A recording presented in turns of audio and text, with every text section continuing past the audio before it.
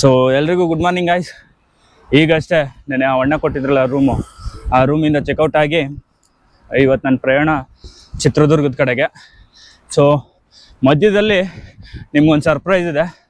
So ಅದೆಷ್ಟು beautiful place ಅಂತಂದರೆ, and ಈ ಒಂದೊಳ್ಳೆ ಅದ್ಭುತವಾಗಿರುವಂಥ ಪ್ಲೇಸ್ನ ಇವತ್ತು ನಿಮ್ಗೆ ತೋರಿಸ್ತೀನಿ. ಯಾಕಂತಂದರೆ ಆಲ್ಮೋಸ್ಟ್ ನಮ್ಮ ಬೆಂಗಳೂರವ್ರಿಗೆ ಅಷ್ಟಾಗಿ ಗೊತ್ತಿರೋಲ್ಲ, ಯಾಕಂತಂದರೆ ಲೋಕಲ್ಸ್ಗೆ ಅಷ್ಟೇ ಗೊತ್ತು.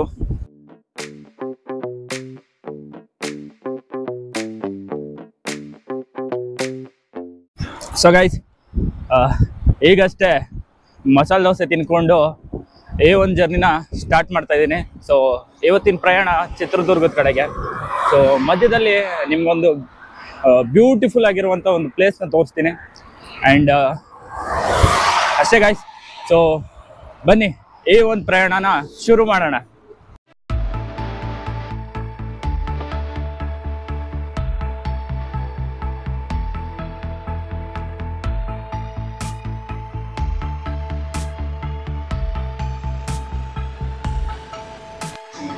ಸ್ನೇಹಿತರೆ ನೋಡ್ಬೋದು, ಬಿಸಿಲು ಇವತ್ತು ಹೆವಿ ಇದೆ. ಸೊ ಬೆಳಿಗ್ಗೆ ಬೇಗ ಬಿಟ್ಟಿದ್ದಕ್ಕೆ ಹೆಂಗೋ ಒಂದಷ್ಟು ದೂರ ಬಂದ್ಬಿಟ್ಟಿದ್ದೀನಿ, ಒಂದು 10 ಕಿಲೋಮೀಟರ್ಸ್ 15 ಕಿಲೋಮೀಟರ್ಸ್ ಅಷ್ಟು. ನೆನ್ನೆ ಥರ ಏನೋ 10 o'clock ಸ್ಟಾರ್ಟ್ ಮಾಡಿದರೆ ಇವತ್ತು ರೀಚ್ ಆಗ್ತಾಯಿದ್ದು ಸಖತ್ ಕಷ್ಟ ಆಗೋಗ್ತಿತ್ತು. ಹೆವಿ ಬಿಸಿಲಿದೆ.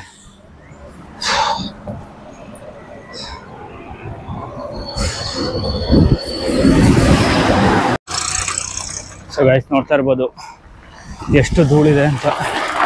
ಫುಲ್ಲು ರೋಡ್ ಕನ್ಸ್ಟ್ರಕ್ಷನ್ ನಡೀತೈತೆ ಇಲ್ಲಿ, ಸಖತ್ ಧೂಳಿದೆ. ಮತ್ತೆ ಇವತ್ತು ಹೋಗಿ ಮತ್ತೆ ಸ್ನಾನ ಮಾಡಬೇಕಾಗುತ್ತೆ. ಸ್ನೇಹಿತರೆ, ಒಂದು ಜಾಗ ತೋರಿಸ್ತೀನಿ ನೋಡಿ ಎಷ್ಟು ಅದ್ಭುತವಾಗಿದೆ ಅಂತ. ಫುಲ್ಲು ತೆಂಗಿನ ತೋಟ, ಅಲ್ಲಿ ಮುಂದೆ ಕಾಣಿಸ್ತಿರ್ಬೋದು ನಿಮಗೆ, ಅದು ಅಡಿಕೆ ತೋಟ.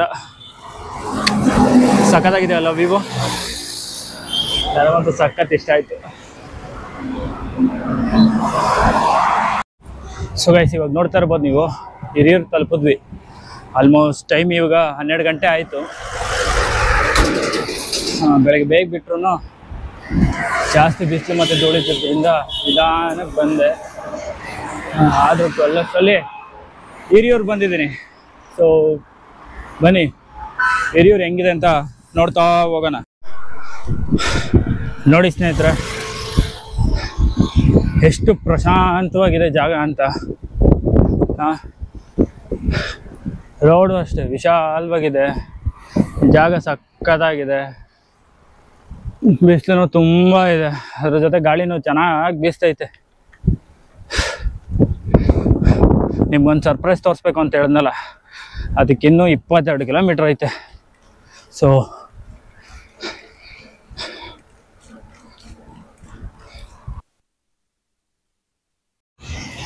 ಸ್ನೇಹಿತರೆ, ಯೂಟ್ಯೂಬ್ ನೋಡಿಕೊಂಡು ಈಗಷ್ಟೇ ಹಿರಿಯೂರು ಬಂದೆ.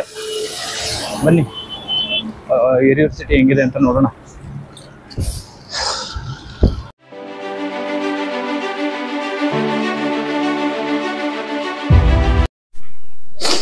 ಸ್ನೇಹಿತರೆ, ಈಗಷ್ಟೇ ಬಂದೆ ಡ್ಯಾಮ್ ಹತ್ರ. ಸೊ ನೋಡ್ಬೋದು ಹೆಂಗಿದೆ ಡ್ಯಾಮ್ ಅಂತ, ಸಕ್ಕತ್ತಾಗಿದೆ ವ್ಯೂ. ಬನ್ನಿ ತೋರಿಸ್ತಾ ಹೋಗ್ತೀನಿ ಡ್ಯಾಮ್ ಹೆಂಗಿದೆ ಅಂತ. ಆ ಸರ್ಪ್ರೈಸ್ ಯಾವುದು ಅಂದರೆ ಮಾರಿಯಮ್ಮನ ದೇವಸ್ಥಾನ ಹಾಗೂ ವಿ ಸಾಗರ್ ಡ್ಯಾಮ್. ಇವಾಗ ನೀವು ನೋಡ್ತಿದ್ದೀರಾ ಮಾರಮ್ಮ ದೇವಿ ದೇವಸ್ಥಾನ. ಈ ಒಂದು ದೇವಸ್ಥಾನ ಸುಮಾರು 600 ವರ್ಷದ ಹಿಂದಿನ ದೇವಸ್ಥಾನ. ಈ ಒಂದು ದೇವಸ್ಥಾನ ಕಟ್ಟಿಸಿದವರು ಆಲಪ್ಪ ನಾಯ್ಕ ಅನ್ನೋರು. ಈ ಒಂದು ತಾಯಿ ಉದ್ಭವ ಆಗಿದ್ದು ಒಂದು ಹುತ್ತದಲ್ಲಿ. ನಂತರ ಅದನ್ನು ನೋಡಿದ ಆಲಪ್ಪ ನಾಯ್ಕ ಈ ಒಂದು ದೇವಿಗೆ ದೇವಸ್ಥಾನ ಕಟ್ಟಿಸ್ತಾರೆ. ಈ ತಾಯಿಯ ಮಹಿಮೆ ಏನು ಅಂತಂದ್ರೆ, ಒಂದು ದಿನ ಮಹಾರಾಜರು ಇಲ್ಲಿ ಒಂದು ಡ್ಯಾಮ್ನ ಕಟ್ಟಬೇಕು ಅಂತಂದಾಗ ತಾಯಿಯ ಅನುಗ್ರಹ ಪಡೆಯದೆ ಡ್ಯಾಮ್ ಕಟ್ತಾ ಇರ್ತಾರೆ. ನಂತರ ಆ ಡ್ಯಾಮು ನಿಲ್ಲಲ್ಲ, ಪ್ರತಿದಿನ ಕಟ್ಟಿದ ತಕ್ಷಣ ಉದುರೋಗ್ತಿರುತ್ತೆ, ಅಂದ್ರೆ ಬಿದೋಗ್ತಿರುತ್ತೆ. ನಂತರ ತಾಯಿಯ ಅನುಗ್ರಹ ಪಡೆದು ಈ ಒಂದು ವಿ ಸಾಗರ್ ಅನ್ನೋ ಡ್ಯಾಮ್ನ ಕಟ್ತಾರೆ. ಈಗಲೂ ಇಲ್ಲಿನ ಅರ್ಚಕರು ತಾಯಿಯ ಬೆನ್ನಿಗೆ ಪೂಜೆ ಮಾಡ್ತಾರೆ, ಯಾಕಂತಂದ್ರೆ ತಾಯಿಯ ಮುಖ ಡ್ಯಾಮ್ಗೆ ಕಾವಲಾಗಿರುತ್ತೆ. ಇವಾಗ ವಿ ಸಾಗರ್ ಡ್ಯಾಮ್ ಬಗ್ಗೆ ತಿಳಿಸ್ಕೊಡ್ತೀನಿ. ಇವಾಗ ನೀವು ನೋಡ್ತಿದ್ದೀರಾ, ಇವರೇ ನಾಲ್ವಡಿ ಕೃಷ್ಣರಾಜ ಒಡೆಯರು ಹಾಗೂ ಅವರ ತಾಯಿಯಾದಂಥ ಕೆಂಪನಂಜಮ್ಮಣ್ಣಿ ವಾಣಿ ವಿಲಾಸ ಸನ್ನಿಧಾನ ಅಂತ. ಈ ಒಂದು ಡ್ಯಾಮ್ ಕನ್ಸ್ಟ್ರಕ್ಷನ್ ಮಾಡಬೇಕಾದಾಗ ಸುಮಾರು 47 ಲಕ್ಷ ಸಾಲ್ಟೇಜ್ ಬರುತ್ತೆ. ಆಗ ವಾಣಿ ವಿಲಾಸ ಅಮ್ಮನವರು ತನ್ನ ಒಡವೆಗಳನ್ನ ಅಡ ಇಟ್ಟು ಈ ಒಂದು ಡ್ಯಾಮ್ನ ಕನ್ಸ್ಟ್ರಕ್ಷನ್ ಪೂರ್ತಿಯಾಗಕ್ಕೆ ತುಂಬಾನೇ ಹೆಲ್ಪ್ ಮಾಡ್ತಾರೆ. ಹಾಗಾಗಿ ಇದಕ್ಕೆ ವಾಣಿ ವಿಲಾಸ ಅಂತ ಹೆಸರು ಇಡ್ತಾರೆ. ಇವಾಗ ನೀವು ನೋಡ್ತಾ ಇರುವಂಥದ್ದು ಒರಿಜಿನಲ್ ಫೋಟೋ ಆಗಿರುವಂಥ ವಾಣಿ ವಿಲಾಸ ಅಮ್ಮನವರು ಹಾಗೂ ನಾಲ್ವಡಿ ಕೃಷ್ಣರಾಜ ಒಡೆಯರವರು ಚಿಕ್ಕ ವಯಸ್ಸಿನಲ್ಲಿರುವಂಥ ಫೋಟೋ. ಇದೇ ಗಾಯ್ಸ್ ವಾಣಿ ವಿಲಾಸ ಡ್ಯಾಮ್. ನೋಡಿ ಎಷ್ಟು ಅದ್ಭುತವಾಗಿದೆ. ಆಗಿನ ಕಾಲದಲ್ಲಿ ಇಂಥ ಡ್ಯಾಮ್ ಕಟ್ಸಿದಾರಂದ್ರೆ ತುಂಬಾನೇ ಗ್ರೇಟ್. ನೀವು ನೋಡ್ಬೋದು ಈ ಒಂದು ಕನ್ಸ್ಟ್ರಕ್ಷನ್ನ ಆಗಿನ ಕಾಲದಲ್ಲಿ ಹೆಂಗೆ ಮಾಡಿದ್ದಾರೆ ಅಂತ. ಒಂದೊಂದು ಕಲ್ಲುಗಳನ್ನ ಜೋಡಿಸಿ ಮಧ್ಯದಲ್ಲಿ ಸುಣ್ಣ ಹಾಕಿ ಕಟ್ಟಿರುವಂಥದ್ದು. ಯಾವುದೇ ರೀತಿ ಕ್ರ್ಯಾಕ್ಸ್ಗಳಿಲ್ಲ. ನೋಡ್ತಾ ಇರ್ಬೋದು ನೀವು, ಎಲ್ಲಿ ನೋಡಿದ್ರು ಅಷ್ಟೇ ತುಂಬ ಸ್ಟ್ರೆಂತಿಂದ ಬಿಲ್ಡ್ ಆಗಿದೆ. ಆ್ಯಕ್ಚುಲಿ ಬರಬೇಕಾದಾಗ ತುಂಬಾ ಸ್ಟ್ರೆಸ್ ಇತ್ತು. ಸೊ ಈ ಒಂದು ವ್ಯೂ ನೋಡಿದ್ಮೇಲಿಂದ ಎಲ್ಲ ಸ್ಟ್ರೆಸ್ ಮರ್ತೋಯ್ತು. ಬಾ ಬಾ ಬಾ ಬಾ ಬಾ ಬಾ. ನೀವು ನೋಡ್ತಿರ್ಬೋದು ಯಾವ ರೀತಿ ಕನ್ಸ್ಟ್ರಕ್ಷನ್ ಮಾಡಿದ್ದಾರೆ ಅಂತ ಈ ಒಂದು ಡ್ಯಾಮ್ನ. ಈಗಲೂ ಈ ರೀತಿ ಡ್ಯಾಮ್ ಕಟ್ಟಕ್ಕೆ ಅಸಾಧ್ಯ. ಇದಿಷ್ಟು ಈ ಒಂದು ಡ್ಯಾಮ್ನ ಹಿಸ್ಟರಿ ಗಾಯ್ಸ್. ಸೊ ಸ್ನೇಹಿತರೆ, ಜರ್ನಿ ಸ್ಟಾರ್ಟ್ ಮಾಡಬೇಕಾದಾಗ ತುಂಬಾ ಜೋಶಿಂದ ಸ್ಟಾರ್ಟ್ ಮಾಡಿದೆ ಡೇ 3ನ. ಸೊ ಮಧ್ಯದಲ್ಲಿ ಹೋಗ್ತಾ ತುಂಬಾ ಸ್ಟ್ರಗಲ್ ಆಯಿತು. ಯಾವ ರೀತಿ ಅಂತಂದರೆ, ಅಲ್ಲಿ ಮಧ್ಯದಲ್ಲಿ ರೋಡ್ ಕನ್ಸ್ಟ್ರಕ್ಷನ್ ಆಗ್ತಿತ್ತು, ಅಲ್ಲಿ ಬಂದಂಥ ಧೂಳಿರ್ಬೋದು. ಮತ್ತು ಇವತ್ತು ಆಲ್ಮೋಸ್ಟ್ ಬರೀ ಅಪ್ಗಳೇ ಸಿಗ್ತಾಯಿತ್ತು. ಹಂಗೂ ಹಿಂಗೋ ಮಾಡಿ ಹಿರಿಯೂರು ತಲುಪಿದೆ. ಹಿರಿಯೂರು ತಲುಪಾದ್ಮೇಲೆ ಅಲ್ಲಿಂದ ಒಂದು ಸ್ವಲ್ಪ ಒಂದು 3 ಕಿಲೋಮೀಟರ್ ಅಷ್ಟು ಮುಂದೆ ಬಂದೆ. ನೋಡಿದ್ರೆ ಅಲ್ಲಿ ಎಲ್ಲೂ ಊಟನೇ ಸಿಗ್ತಾಯಿಲ್ಲ. ಅದು ಅಲ್ಲದೆ ತಗೊಂಡಿದ್ದು ನೀರು ಖಾಲಿ ಆಗೋಯ್ತು. ಏನೋ ಒಂದು ಮಾಡಿ ಕೊನೆಗೆ ಆಲ್ಮೋಸ್ಟ್ 6 ಕಿಲೋಮೀಟ್ರ್ ಫುಲ್ ಸುಸ್ತಾಗಿದೆ. ಬಂದು ಅಲ್ಲಿ ಊಟ ಮಾಡಿಕೊಂಡು ಈ ಒಂದು ವಿ ಸಾಗರ್ ಕಡೆಗೆ ಬರೋಣ ಅಂತ ಬಂದರೆ ಫುಲ್ಲು ಅಪ್ಪಿದೆ. ಸೊ ತಿಂದಿದ್ದೆಲ್ಲ ಅಲ್ಲೇ ಕರ್ಗೋಯ್ತು ಗಾಯ್ಸ್. ಅದು ಅಲ್ಲದೆ ನನ್ನ ಕೈಲಿ ಆಗ್ತಾನೆ ಇರಲಿಲ್ಲ. ಉಸಿರುಗಡ್ತಾಯಿತ್ತು ಮತ್ತು ಸಖತ್ತು ಸುಸ್ತಾಗ್ತಿತ್ತು. ಹಂಗೋ ಹಿಂಗೋ ಮಾಡಿ ಸೈಕಲ್ನ ತುಳ್ಕೊಂಡು ಸ್ಟ್ರಗಲ್ ಪಟ್ಟು ಈ ಒಂದು ಜಾಗಕ್ಕೆ ಬಂದೆ. ಬಟ್ ಬಂದ ಮೇಲೆ ಇವಾಗ ನಾನು ಏನೇನೆಲ್ಲ ಹೇಳ್ದನೋ ಈ ಯಾವುದು ನನ್ನ ಕಣ್ಣು ಮುಂದೆ ಬಂದೇ ಇಲ್ಲ. ಯಾಕಂತಂದರೆ ಅಷ್ಟು ಸಖತ್ತಾಗಿತ್ತು ಪ್ಲೇಸು. ಆ ಮಾರಮ್ಮನ ದೇವಸ್ಥಾನ ಆಗಿರ್ಬೋದು, ಅದರ ಇತಿಹಾಸ ಇರ್ಬೋದು, ಮತ್ತು ಆ ವಿ ಸಾಗರ್ ಡ್ಯಾಮಲ್ಲಿ ನಿಂತ್ಕೊಂಡು ಆ ಫ್ರೆಶ್ ಗಾಳಿ ಹೊಡಿತಾ ಇದ್ದಾಗ ಎಷ್ಟು ಸಕ್ಕತ್ತಾಗಿ ಅನಿಸ್ತಿತ್ತು ಅಂದರೆ ಬಂದಿದ್ದಕ್ಕೂ ಸಾರ್ಥಕ. ಮೋಸ್ಟ್ಲಿ ಇವತ್ತು ನಾನು ಹಂಗೂ ಅಂದ್ಕೊಂಡೆ ಮಧ್ಯದಲ್ಲಿ ಈ ಒಂದು ಜಾಗಕ್ಕೆ ಬರಬೇಕಾದಾಗ, ಯಾಕಾದರೂ ಇಲ್ಲಿ ಬರ್ತೀನೋ ಅಂತರ ಅನಿಸ್ಬಿಟ್ಟಿತ್ತು. ಬಟ್ ಬಂದಮೇಲೆ ಗೊತ್ತಾಗಿತ್ತು ಗಾಯ್ಸ್ ಎಷ್ಟು ಬ್ಯೂಟಿಫುಲ್ ಆಗಿದೆ ಅಂತ. ಸೊ ಬೆಂಗಳೂರಲ್ಲಿ ಯಾರ್ಯಾರು ಇದ್ದೀರಾ, ಮಿಸ್ ಮಾಡ್ಕೊಳ್ದೆ ಈ ಒಂದು ಜಾಗಕ್ಕೆ ಖಂಡಿತ ಬನ್ನಿ. ಯಾಕಂತಂದರೆ ಅಷ್ಟು ಸಕ್ಕತ್ತಾಗಿದೆ. ಸ್ನೇಹಿತರೆ, ಡೇ 3 ಒಂದು ಸ್ಟ್ರಗಲಿಂದ ಸ್ಟಾರ್ಟ್ ಆಯಿತು. ಬಟ್ ಆ ಸ್ಟ್ರಗಲೆಲ್ಲ ಮುಗಿಸ್ಕೊಂಡು ಒಂದೊಳ್ಳೆ ಹ್ಯಾಪಿನೆಸ್ ಜರ್ನಿ ಮಾಡ್ತಾ ಇರಬೇಕಾದಾಗ ಮಧ್ಯದಲ್ಲಿ ನಮಗೆ ಹಿರಿಯೂರು ಹುಡುಗರು ಸಿಕ್ಕಿದ್ರು. ಸೊ ಅವರು ಈ ಒಂದು ವಿಡಿಯೋದಲ್ಲಿ ಬರ್ತಿದ್ದಾರೆ. ಆ್ಯಂಡ್ ಏನಕ್ಕೆ ಬರ್ತಿದ್ದಾರೆ ಅಂತಂದರೆ ಈ ಒಂದು ಜರ್ನಿಗೆ ಅವರು ಒಂದು ಸಪೋರ್ಟ್ ಮಾಡಿದ್ದಾರೆ. ಸೊ ಎಲ್ಲರೂ ಅವ್ರಿಗೊಂದು ಹಾಯ್ ಆ್ಯಂಡ್ ಥ್ಯಾಂಕ್ಸ್ ಅಂತ ಹೇಳ್ಬಿಡಿ. ಸೊ ಇವರೇ ಗಾಯ್ಸ್ ನಮ್ಮ ಹಿರಿಯೂರು ಹುಡುಗರು. ಆ್ಯಂಡ್ ಇವ್ರು ಬಂದು ಹಿಂದೂಪುರದವರು ಆ್ಯಂಡ್ ನಮ್ಮ ಬಾಲಯ್ಯನ ಫ್ಯಾನು. ಸೊ ಅವ್ರಿಗೂ ಒಂದು ಲೈಕ್ ಮಾಡಿ. ಜೈ ಬಾಲಯ್ಯ, ಜೈ ಬಾಲಯ್ಯ. ಸೊ ಇದಿಷ್ಟು ಗಾಯ್ಸ್ ಇವತ್ತಿನ ಡೇ. ತುಂಬಾ ಸಖತ್ತಾಗಿತ್ತು. ಎಲ್ಲ ಸ್ಟ್ರಗಲ್ ಹೋಗಿ ಒಂದೊಳ್ಳೆ ಹ್ಯಾಪಿನೆಸ್ ಸಿಕ್ಕಿದೆ ಸಂಜೆ. ಸೊ ಇಲ್ಲಿಂದ ನಾನು ಹೋಗ್ತಾ ಇದ್ದೀನಿ ಚಿತ್ರದುರ್ಗದ ಕಡೆ. ಸ್ನೇಹಿತರೆ, ಡೇ 3 ಜರ್ನಿ ಸ್ಟಾರ್ಟ್ ಮಾಡಿದಾಗ ಒಂದು ಫುಲ್ ಮೂಡ್ ಆ್ಯಂಡ್ ಜೋಶಿಂದ ಸ್ಟಾರ್ಟ್ ಮಾಡಿದೆ.